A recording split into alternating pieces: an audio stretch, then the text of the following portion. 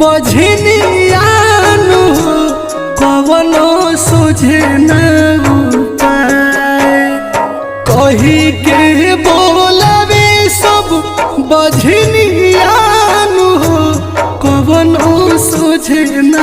उपाय तना मारे गौआ नगरियानु छठ माई होई न सहाय तना मारे गौआ नगरियानु छठ माई होई न सहाय।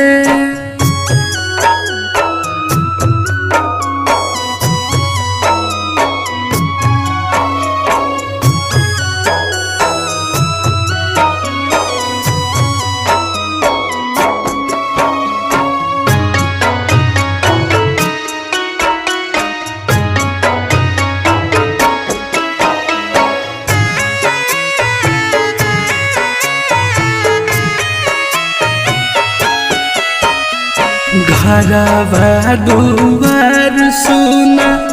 लगला अंगनवा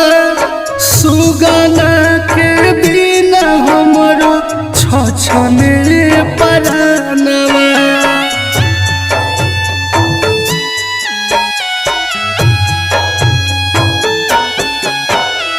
घरवा दुआर सुना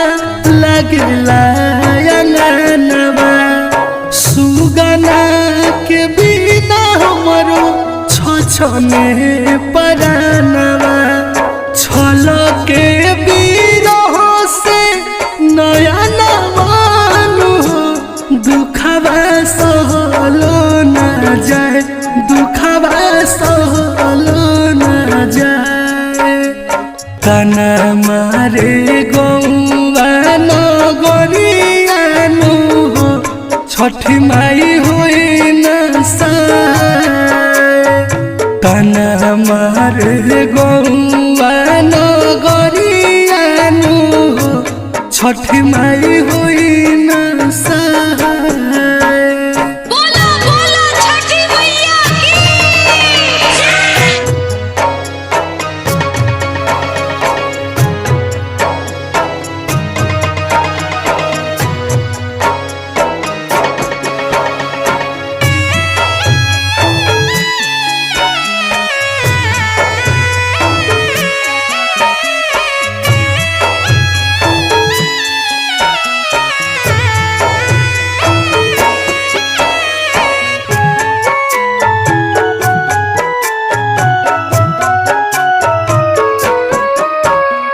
केहू बाना कहे वाला माई मोहतरिया बिलखे करे जा हमरो आठो पहरिया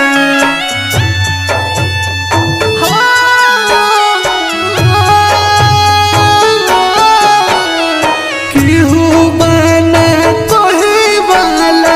माई मोहतरिया बिलखे करे जारुबे आठो पहरिया गावे दिन सोयमर के बेदानवानु अखिया भरी भरी जाए अखिया भरी भरी जाए